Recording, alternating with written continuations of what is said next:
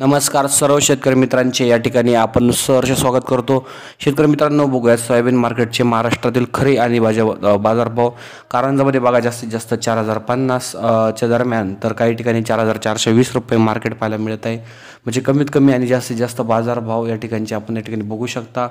यानंतर बार्शीमध्ये जास्तीत जास्त 4450 रुपये मार्केट आहे। या ठिकाणी कमीत कमी 4325 रुपये मार्केट पाहायला मिळत आहे। जवळपास 300 क्विंटलची आवक या ठिकाणी आपल्याला पाहायला मिळत आहे।